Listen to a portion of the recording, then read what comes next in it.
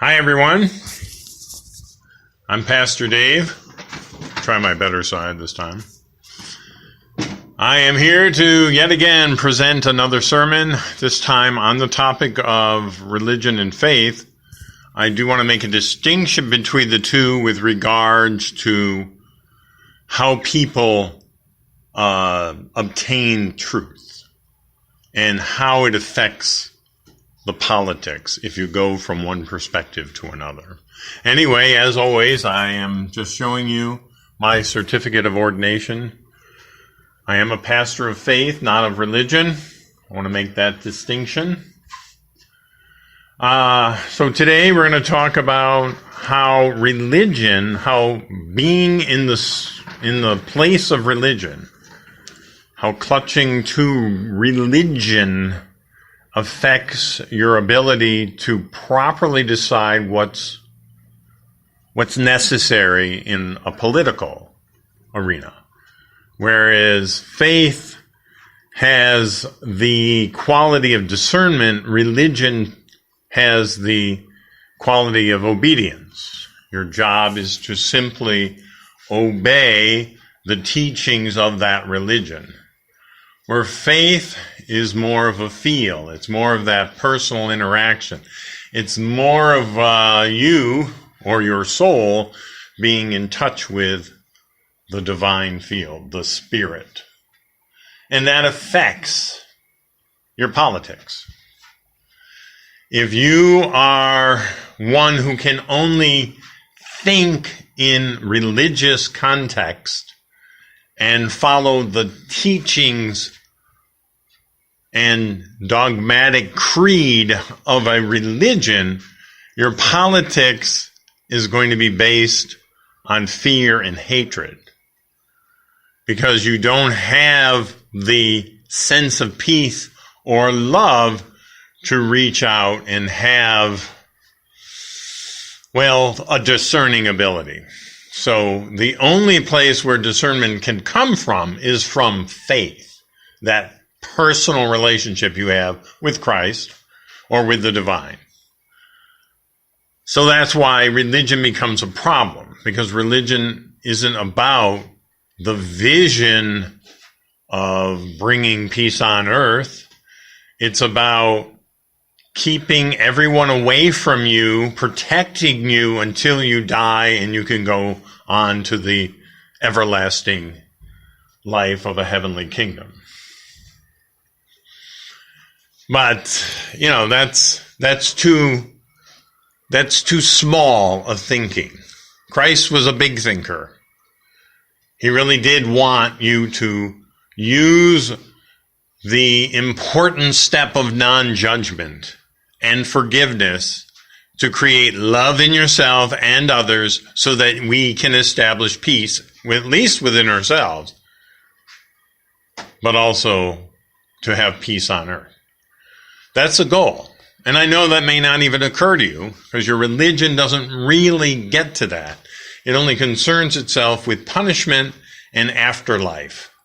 So if you obey yourself in this life, you'll have this everlasting promise of heaven in the afterlife. And that's sad because you really can have both.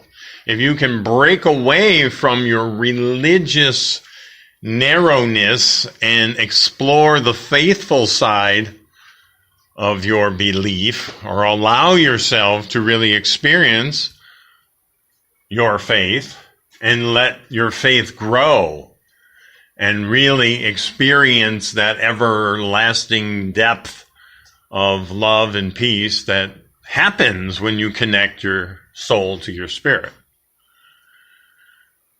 So therein lies the dilemma.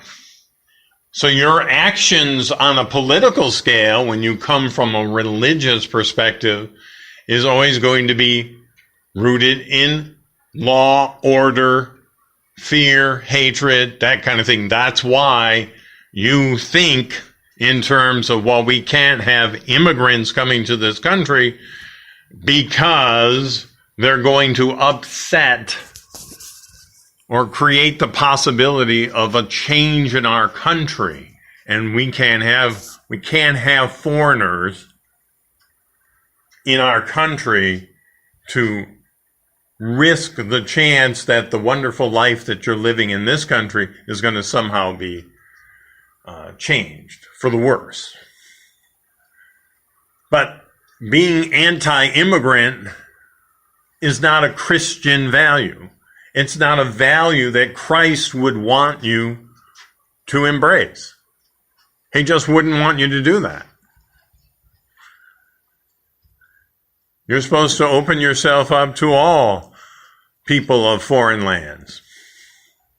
We have a lot of money. We have a lot of room. We could take care of a lot of people. But your religion blocks your faith. It inhibits your perspective on your faith.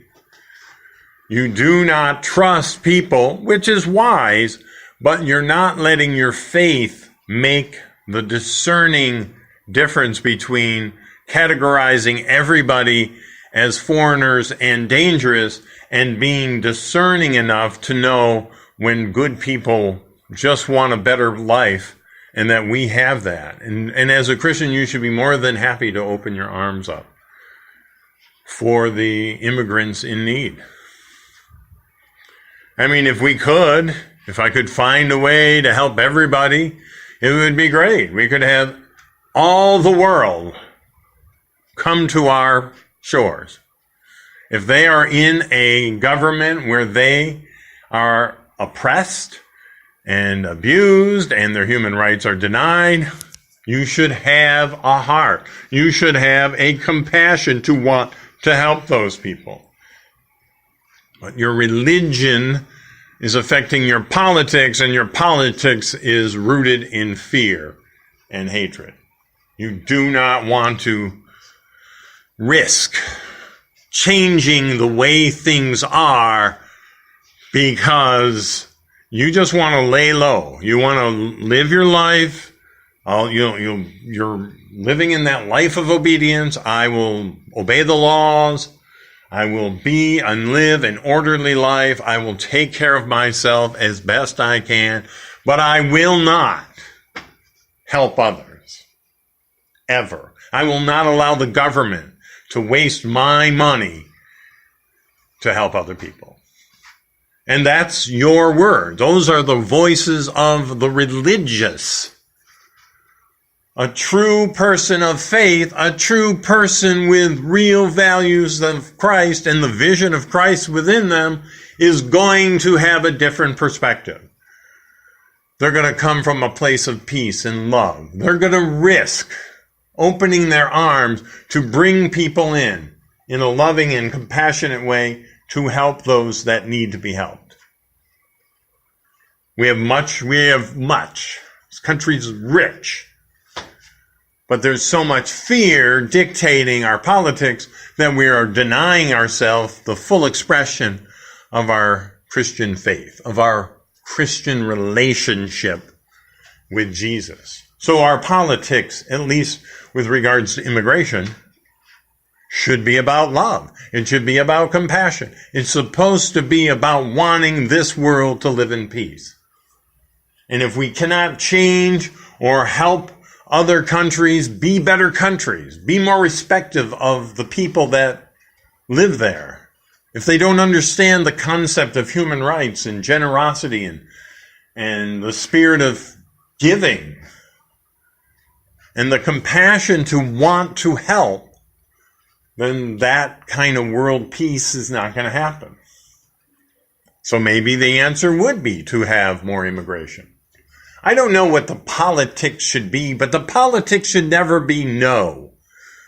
It shouldn't be, I'm too afraid of these people. They look different than I am. I cannot risk them coming into my country. I'm too afraid. Well, you're a Christian.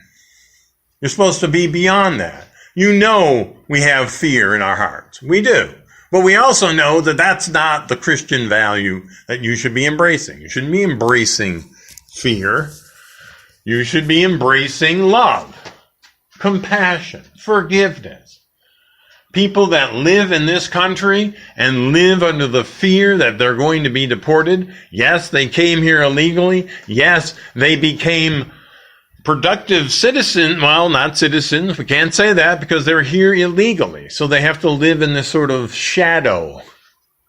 And they want amnesty. They want to find a path to citizenship because they love this country, because they've worked hard in this country. They've helped raise their children in this country. Their children are safer because they're in this country.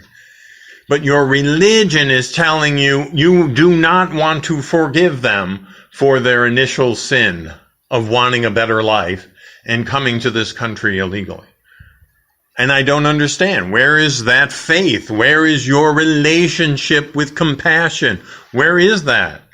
Why do you not see yourself opening your arms and reaching out and wanting people to help?